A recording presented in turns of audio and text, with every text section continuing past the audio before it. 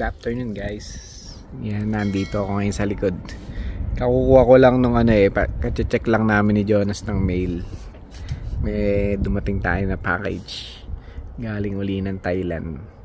Ito na nga pala yung kinalabasan sa ginawa namin ng mga ating binubuong castle. Yan na. So ito yung binubuo nating castle. May mga sumobra pa nga konti eh. Bali baka ilagay na lang natin doon sa may fire pit. Pero pag naka-order kami ng mga bato-bato, di ko alam kasi gaano karami yung 1 yard. Pero nagtatanong-tanong na ako eh, para sakto dyan. Lalagyan natin ng ano pangalan nito, yung parang trapal para hindi tutubuan ng damo. Tapos lalagay natin yung bato.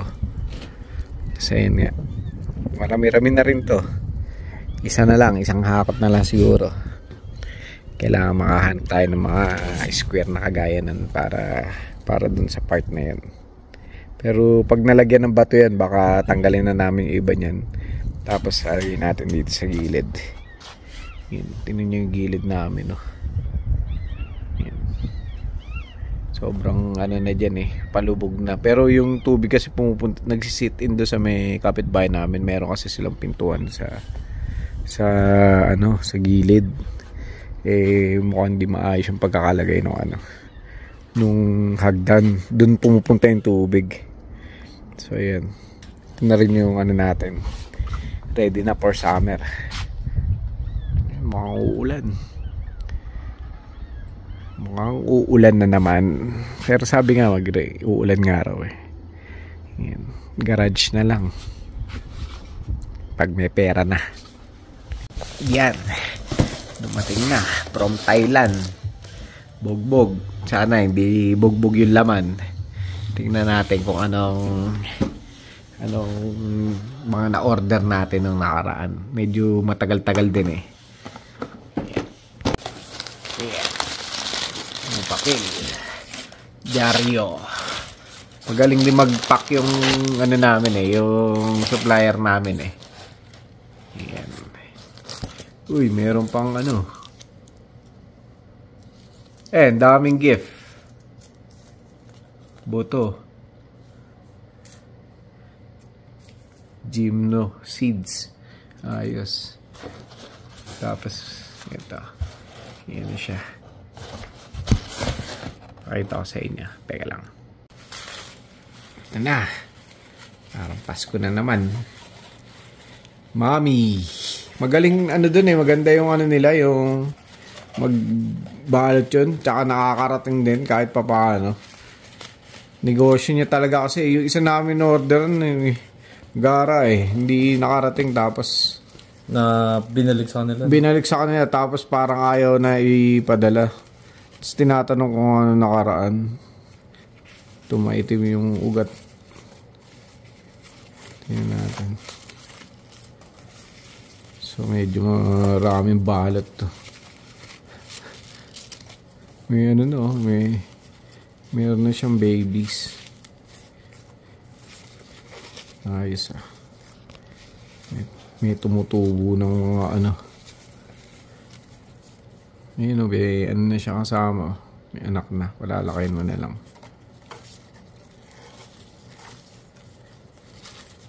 Nakakatuwa din kasi bumili nun. Parang nakaka rin. May maganda kasi matigas. Ano mo malalaman eh. So unwrap ko muna to. Medyo matagal-tagal to eh. Pakita na lang. So yan guys, na natin. Na-unlock na natin. Na-unpack na natin. Ayan, cute. Ito parang nasa 30 baht. 30 Thailand baht. So parang ewan ko magkano. Parang wala pa yatang $5 yan. Yan. Yan siya. Diba? Dito wala kang makuha niyan eh. Wala kasi makuha niya, kaya pinaplan kong mag-pollinate tsaka yan yung ginawa kong nung nakaraan eh. Anong pangalan nun? Yung ginrap ko. Tetestingin natin. Kasi ito yung mga Myriostigma. 4 na sobrang tigas niyan. Kaya mukhang okay pa sila. Hindi sila nalamog do sa biyahe. Ito yung may mga myriostigma rin. Yan. Iba-ibang siya eh. Parang pinaghahalo-halo kasi nila yung breeding nito. Yung parang may Onsuka na Nodum. Yan. Ganda. Tsaka matigas talaga. Kaya alam mong hindi ka makakambat malambot. Ayan naman. Ito nga, hindi ko alam kung may seeds yan or wala eh. Pero sana meron. Ayan. Tapos ito yung yung mga pangalan nito? Asterias Super Kabuto. Mga Japanese na na yan na Japanese na mix na yan. Tapos pinarami sa Thailand. Alam ko marami na rin sa Pilipinas ito eh. Yan. Wala pang $5 yan. Parang $3 lang yata isa yan. Tapos ito parang mga $10 yan. Kasi 180 Thailand baht ang isa. Ito may kasama ng baby dalawa. So yun. Palalaki natin yan. Nakakaawa naman chapin yan. Kaya mag-aantay na lang tayo. Tapos may free pa siya na Gymno na variegated na seeds. Ang dami nito. Mahigit 100 to sigurado. Tingnan natin kung tutubo. From Thailand. Yan. Yung mga may gusto dyan na nandito sa Canada. Sure ball yung nagdi-deliver na yun. Alam niya na kung paano diskarte kasi nakarating na yung mga bagahe niya eh. Yan. Message nyo lang kami. Papasa ko sa inyo yung link. Hello guys. Yan. Kauwi ko lang from work. Gagawa ako ng magtatry ako gumawa ng biryani. Chicken biryani. Hindi ako expert dito. Ano lang to. Sariling version. Sariling sikap. Bumili ko ng basmati rice. Tapos yan, naghihiwa ako ng dapat puree na garlic at saka ginger. Masyadong konti to para i-puree. So, minimix ko na lang. Tapos bumili ko ng shallot at saka red onion, tapos tomatoes. Mamaya, pakita ko sa inyo paano ko lulutuin. So, ito guys, yung chicken thigh. May skin siya pero boneless. Minarinate ko lang siya sa garam masala, turmeric, paprika, tsaka asin. Tapos yung chinap ko na kalahating minced na garlic at tsaka ginger. Dinagdagan ko rin pala nito. Yung chicken. Dapat to ilalagay mo sa rice. Pero ang dami niyang buo-buo. Ayoko masama sa rice kasi may nilagay na ako. So yan. Nag-boiled ako ng water na may salt, cardamom, cinnamon, caraway seed, yung cardamom black at saka yung green. Tapos cloves. Diyan ko lulutuin yung i-boil ko lang yung basmati rice tapos sasalain, i-strain. So yan, ininit ko na yung olive oil. Kasi pa-fry lang muna tong onion, saka shallot.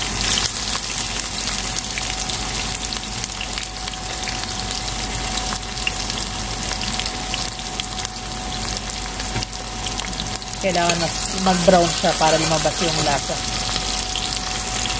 So, ito na yung basmati rice, nilagay ko na.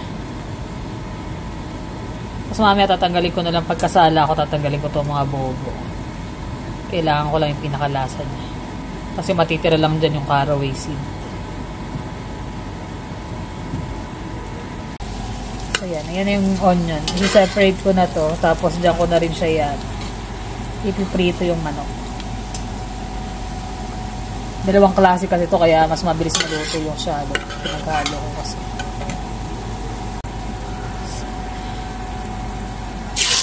Ito yung chicken.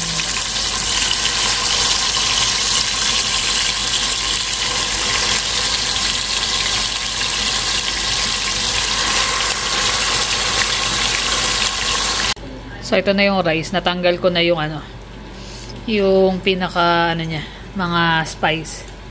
Ang naiwan na lang yan yung caraway. Yan, yung malilit na yan.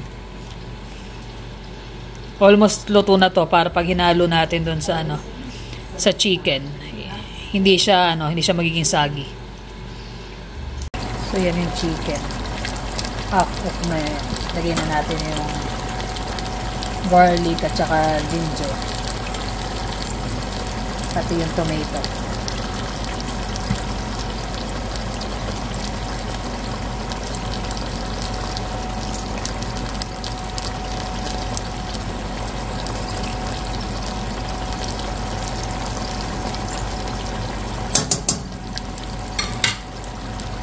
Yung chicken.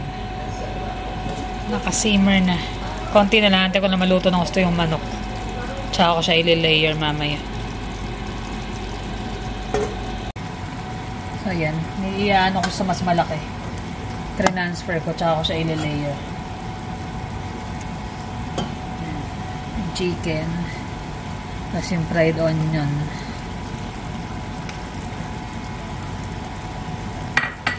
Low heat naman to eh. Tapos lalagay ko yung rice. Kahit kalahati lang. Mabango na ba, Jermaine? Naamoy mo na? Naamoy ka na. Sana kasing sarap siya kung gano'n siya kabango. Mabango kasi talaga. Nakakagutom.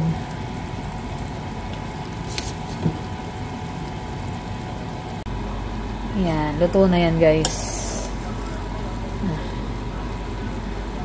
Babaliktad na lang.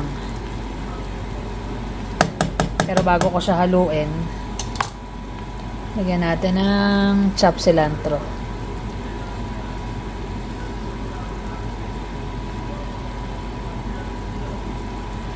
Tapos takpan lang saglit para medyo ma-steam ng konti yung lasa.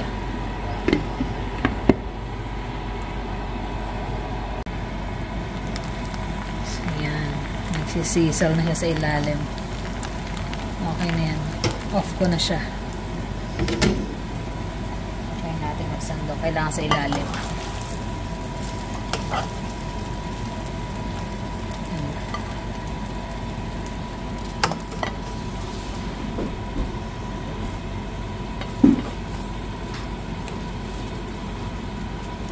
Para siyang one pot na. May ulam na kanin.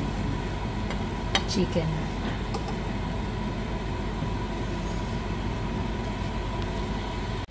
So, ayan. Uhusgahan na niya. Oh, masarap kaya. Baka puro bango lang yan, dear. Ano? Okay. Hindi siya ganun ka-anghang, ano? Hindi. Kasi hindi ko lagyan ng chili. Dapat may chili. Pero may sipa. May kante. May kick. Nilagyan ko. Kasi maanghang na yung yung powder na binili ko. Kahit wala naman nun, pwede na. Pero maglagay ko ng chili. Sa akin, hindi ako naglagay ng chili. Kasi baka masobra naman ang anghang. Pero syempre, pagka authentic, mas masarap. Kaya sa akin, kumbaga, sinubukan lang kasi nakanonood kami. Chicken biryani, Sabi niya, try mo kaya, dear. Try natin, why not? Halos ko sa kinakakain natin yung kasama natin dati. Pero mas masarap yun kasi meron silang mga spice na nilalagay na syempre hindi naman namin alam. Kung nag-ano sila, nagro-roast sila. Meron nung parang yogurt ba yan? Nilalagay. Minarinate sa yogurt din yan. Kaya lang yun, nag-separate siya ng yogurt na may kamatis tsaka sibuyas. Parang on the side lang. Ayan, nasa work na ako, guys. Dito ako sa may parking, medyo lakad pa yan papasok doon sa loob. Grabe ang hangin, ang hirap mag-drive. Nakita niyo yung puno. Ay. Pakalakas ng hangin.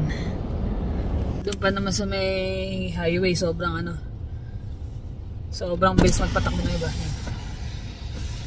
Narinig. Para ka nakikipagbuno sa manibela eh. Gumaganon-ganon yung sasakyan. Tapos nakakatakot pa kasi merong hindi ko alam kung may nahulugan doon ng yung rake. 4 na rake yung nagkalat. Buti na lang yung isa on the side. di ko nadaanan kasi puro tubig eh. Titignan mo lang talaga yung mga nasa unahan mong driver kasi umiiwas. Pero mo 4, delikado yun. Eh highway pa naman, so ang bibilis ng takbo. Kaya maging ingat talaga pag ganito ang panahon. Tapos isa naman, yung utility truck, yung pinaka ano niya, tawag yung hagdanan, malapit nang mahulog. So nakakatakot kapag ganyan. Ewan ko, ilang araw ata magiging maulan na ganito. Pero sana mamayang gabi, pag uwi na ako, pag pauwi na ako, hindi na ganyan kalakas ang hangin. Medyo mahirap din talaga, lalo pag maliit na sasakyan. Ayan. Katatapos lang namin magtanim ng mga halaman. Nagdumating na. Pero maganda, malalaki. Saka talagang matigas yung ano. Matigas yung halaman. Ano nila, kinukondisyon muna nila yan bago nila 2 weeks din, di ba? 2 weeks shipping. Oh, mahigit. Parang mahigit. Kaso yung, siyempre, didiligan mo yun after 2 weeks pa ulit. Para fully healed na yung mga roots nila. Pero at least nakaset na sila. Tsaka naman yun eh. Kumbaga, na kinondisyon muna nila. So, ano siya. Hindi naman kagad sinesend. Hindi basta-basta na tutuyo yun. Tsaka matagal talaga matuyo, di ba? Kung tayo nga magdilig din naman every week eh. Ay, tapos yun, luto-luto. Kahapon, masarap yung yung ginawa niya. Binaon ko pa nga yun eh. Binaon niya rin kanina. Kasi marami. Tapos si Jonas, panggabi ang pasok. So umaga, pumunta rito sa Emma. Yung din ang tanghalian nila.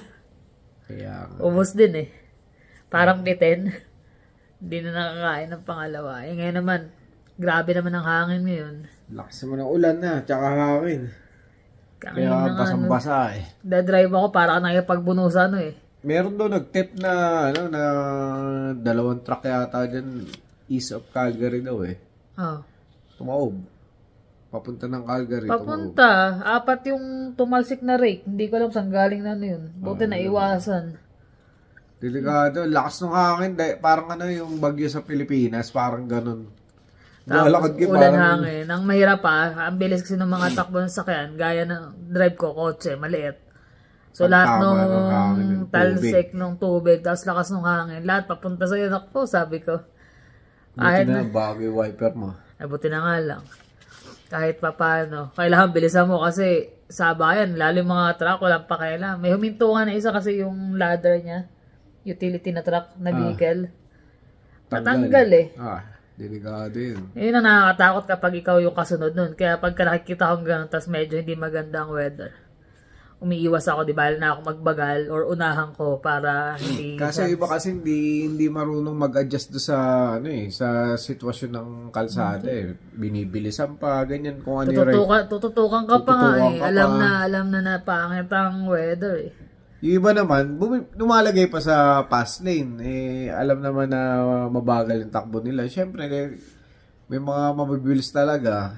Dito mabigan na lang. 3 lane naman yung totoo. Hindi magstay ka lang sa middle. Hindi naman kung fast lane yung bibilis yung sasakyan mo kung hindi mo naman pabibilisin. Saka lalo pag ganun ng panahon. Kangina kaya ang hirap. Tapos ngayon pag uwi ko nga yung pressure sa ulo ko siguro dahil sa pagbabago ng weather. Kasi ko pag ganyan yung ulan, at saka yung ganyang mahangin or biglang bago ng panahon, yung ulo ko parang punong-puno ng pressure dahil dun sa sa kiyari ko. So kahit na surgery na sa ulo ko, pa rin siya. Meron pa rin. Andun pa rin yung sakit. Kaya lang meron siyang pagbabago ng level. Kaya niyayakap na mahigpit to eh. Pagdating eh. Sakto, nakahiga kasi ako doon sa taas eh. Pag dumati ako sa taas siya minsan doon siya Papahinga habang nanonood ng TV. Yan, nahiga muna ako. Nakakumot. Nawala ba? Kinumutan na ako. Masakit paliga lang yung, mapapasin mo naman. Yung pressure talaga. Sabi ko, nagdadrive ako. Parang iba yung pakiramdam ko. Pagka ako nahirapan ako, igigilid ko, bahala na. Pupunta ako sa side, tatawag na lang ako pagka, Sabi ko, hindi, kaya pa. Kaya pagdating ko, nahiga na muna ako sa tabi niya eh. Binalutan niya ako ng kumot eh. Wala. Wala, ganun tapos talaga. Tapos sasabi po siya na, ano yan? Yung sinasabi mo? Alin? Hindi ka natatagal? Hindi natatakot na kita eh. Hindi natatakot tatanda ng matandang-matanda kasi yung bang mararamdaman mo yung sakit na yung parang pinipress yung utak mo dahil sa sobrang ng pressure, yung parang pagbiglang pagbabago. Kaso nga, dahil nga dun sa group, sumali ko ng group. Baga nga, lifetime mo na siya dadalhin yung... hindi naman sila namamatay. Tumatagal nga yung buhay. Na nga mahirap eh. Ano Gaya ng iba, parang hindi na makatagal na tumayo. Yung iba naman, nadi-disable na talaga ng tuluyan. Huwag mo isipin yun. Siyempre, iba-iba tapos yung changes, yun nga, most sa kanila, napansin nila kapag nagbabago nga daw ang weather. Talaga raw iba yung sakit ng ulo. Iba-iba kasi kayo ng lakas ng katawan, ng pagkatao. Yung sa akin, yun, yung everyday, normal naman na masakit yung ulo, pero kaya lang kanina, parang yung basta nagbago sa iba. Iba yung feeling. Weather. Parang compress yung ano mo. Kaya nga yung jacket mo, yun. Nakahood nga ako ngayon eh. Hood ka, ganyan. Kasi iba yung lamig eh. Lalo may na-operahan yung ganito mo. Di syempre parang iba na yun. Dala ko nga rin yung payong eh. Yung binila sa Pinas. Sabi ko pag lumakas ang ulan at least meron na kung medyo malalayo rin na nilalakad kasi sa parking. Hindi ka ba pwede dun sa loob na lang para... Hindi, mga matatanda yun. Agawan ko pa ba yung matatanda? Hindi.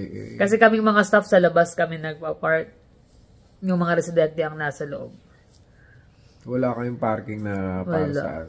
Hindi gaya nung nasa kabila ako dati. Ang laki ng parking eh. Meron ka nga sarili dun. Tapos may sarili kang spot kasi dun. Dito hindi eh. Limited. Okay lang, ganun talaga. Huwag mong isipin yung di ka natatanda, di ka na Siyempre, walang makakapagsabi kung hindi ka nakakaalam. Ayun. Takot ka din. Siyempre, ayoko naman na dumating yung sa punto ng mga ganun. Hindi ko rin kaya na wala ka, siyempre. Ayan. Sino ba may gusto nun, di ba? May iyak ka na naman. Huwag ka nang mag-iisip ng mga ganun. Kasi ikaw yung mind over matter nga yun eh. Kumbaga ikaw yung nagkocontrol ng sarili mo. Pero pag nawalan ka ng parang paniniwala para sa sarili mo eh. Mahirapan yung katawan mo. Susunod yung katawan sa sinasabi ng utak mo. Nagservo ko pa. Yan talaga. Huwag ka nang mag-isip ng mga ganung bagay. Tsaka nandito naman kami ng mga anak mo. Hindi ka naman namin pababayaan. Hindi nga. Hindi nga. Ayun ako. Ikaw talaga eh. Wala na yun. Okay na yun. Hindi. Isa naisip mo rin eh. Kaya pag bago ako matulog ngayon, naisip ko rin talaga na pwedeng mangyari. Pero wag naman sana, di ba? Kasi nga, syempre, lahat naman tayo dadating sa punto na yun. Pero... Dalas ko na umiiyak. Tumatanda na talaga. Dalas ko na umiyak sa camera. Nakakaya na. Hindi naman. Lang. Talagang may time lang talaga kasi na yung sobrang sakit. Hindi... Tandaan mo lang. Kaya yun. Yun nga eh. Basta tibayin mo yung kalooban mo kasi... Kaya naman. May time na talaga na pag-isip mo pa. Nakakapagod na to. Sakit na to. Pag ganun, di mo kaya, huwag kang pumasok. Hindi naman yun eh. Mas gusto ko nga na busy ako kasi siya eh. Parang nalilimutan mo konti eh, di ba? Pagka nasa bahay ka, good luck anong gagawin ko rito, tapos wala naman kayo. Isa talaga yung sa yun ang naging natin, kumbaga pagsubok ng for life natin. Ay, naka. May mga mas matindi pa nga sa mga ganyang bagay. Oo naman. Kailangan mo lang talaga maging matibay. Alam ko naman yun. Di pa ba ako matibay? Araw-araw masakit 24/7. Hindi pa ba matibay yun? Tinitibayan na nga. Kaya lang may mga days. Sabihin mo sa amin kung ano yung kaya naming ibigay para maabisan yung mo. Mabawas-bawasan. May ibsan pala. Mabawas-bawasan yung mo, yung pakiramdam na ganun. Minsan, gusto mo nang sumuko or Hindi naman. Ba't mo nagsusuko? Ako pa ba? Ako pa ba, dear? Talagang dumating na yung time na minsan madadang ka sa gano'n. Parte ng buhay yun. Napakaswerte nga natin kasi kagaya ko, nakapagpakuha nga ako ng glucose ko. Ayan, may check. Buti nga natawagan na siya, meron siyang appointment may na. May appointment na ako sa, nabigay na yung result ko doon sa doktor ko. So malalaman. Tapos na yung nung nakaraan, biruin nyo, 2 oras ako naupo doon. Hindi naman ako makapag-vlog kasi ang daming tao. Fasting kasi glucose yung ginawa sa kanya. Glucose. Pero malaki naman ang ko na okay na yung mo, lalo't ang laki din nung nawala sa yung timbang. Tsaka limit na talaga Nasa sarili mo yun kung kumbaga ikaw yung may control sa sarili mo kung tutuloy mo ba kumain ng mga bawal or kumain ng mga matatamang pagkain. Siyempre, di ba? So, talaga wala doon sa doktor mo, wala doon sa gamot mo, nasa sarili mo, self-control mo. Nasa gusto mo talaga, willingness. Willingness mo. Kung binibigyan mo na importansya yung pamilya mo, syempre, gusto mo pa sila makasama. Pero kung wala kang pakialam, kakain ka, inom ka. Mas tipid na nga tayo. Pag weekend na lang talaga kumakain, tapos pag may order pa. Kaya hindi na ako nanonood ng mga Tikim TV, mga iwas na busit na paano pag nanonood siya siya matakam ka din. Gugutom lang. Nakakabuisit lang. Lilipat ko lang sa halaman. Nakakatulog pa ako. Pampatulog ko yun Pangpakalma niya. Kalma. Ay, nako. Ngayon lang naman. Pasensya na roller coaster ang ating ngayon. Pero sana yung biryani matry nyo. Chicken biryani. Marami rin nag-request ng mga recipe nung kaya lang. Yung lengua, kasi napakita ko na dati yun. Kaya lang hindi ko na maalala. Siguro 4 years ago, 3 years ago. 5 years ago na yata yun, yung lengua. Pero inulit mo yun, di ba? Iba naman. Estopado naman ginawa ko nun. Lengua estopado. Masarap din yun, yung estopado. Try niyo yun. Marami. Kung totoo kaya lang, siyempre, di ba, minsan, lalo yung dila rito, apakamahal ng dila, di ba? Tapos, bawal sa'yo. Hindi naman ako palakain ng dila. Yung mga bata, hindi. Pero talaga yung masarap. Ako, mahilig ako dun. Simula bata pala ako. Lalo pag malambot na malambot. Ngayon, dati madalas yun, oxtail, yung mga ganyan. Ngayon, wala na. Iwas na, bawal na yung mga ganun. Paminsan-minsan na lang. Nakitikim lang ako doon sa niluto niya. Yung niluto kong order, ginawa ko, tinirahan ko siya ng kapraso lang kasi bawal nga Tinirahan ko siya ng konti. Tsaka ako lang yung kumakain talaga nun. Mga bata, hindi talaga kumakain. Ako kumakain, pero kasi hindi ako ganun kahilig. Mas gusto ko yung estopado kaysa rin sa cream. Estopado, masarap. Iba yung lasa nun. Ayun pala. Mag-shoutout pa lang muna tayo. Oo nga. Labo na. Sulat mo nito umpisa natin kay Miss Mila Wanenko. Ayan. Si Miss Patricia Dayan Bisita. Si Shalias Channel. Army Balboa. Si Maria Priscilla Eugenio. Lori Ann Garcia. Six Strings. Sis Yvonne Peroy. Si Grace Berboso.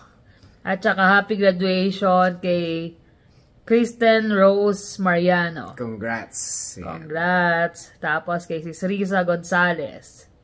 Kay Judine Magnanaw. Elizabeth de la Cruz. At kay Cecilia Complido. So, hello sa inyo at maraming salamat. Yan ang aming araw. Roller coaster. Ito lagi ako niloloko. Lagi mo ako naiiyak Hindi naman sa panloloko sa pagpapaiyak sa iyo. Natural lang yun. Alam mo naman. Nag-aalala kami din sa iyo kung ano yung mental state mo. Hindi, yung utak mo talaga yung magdidikta sa buong katawan mo kung ano kaya naman. May mga days nga lang. Sabi nga sa inyo, kung hindi mo na-experience kasi hindi magpapaliwanag. Kasi nga iba yung pressure ba? Hindi siya yung basta-basta na sakit. Tapos simula rito hanggang sa ulo. Para kang naipita ng ugat. Parang ang stiff neck pero matinding stiff neck. Na gumagapang siya hanggang sa ulo yung sakit. Kaya sabi ko, ay nako. Pero dead ma lang. Ganun pa man sobrang pasalamat pa rin namin. Kasi nandito kami, nakaka-avail kami ng medical expenses ng binibigay ng kung nasa Pilipinas ay wala na talaga. Gobyerno ng Canada. Although mataas nga ang aming mga tax, pero part talaga yun ng ano eh.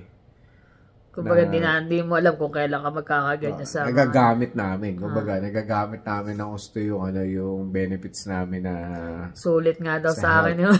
Sulit nga. Sulit talaga. Ganun talaga. Sulit din naman sa mga bad blood works mo. Yun sa din. Pilipinas, mahal ang blood works. Mahal din yun, ha? Tsaka hindi lang basta blood works. Kumbaga, iba-iba eh. Pag nakita lang may ganito, papabaligin ka, uli yun. Panibago na naman yan. So, yun. So, maraming nga pala salamat sa inyo, guys. So, ingat kayo lagi. Thank you for always watching. See you in the next vlog. Bye.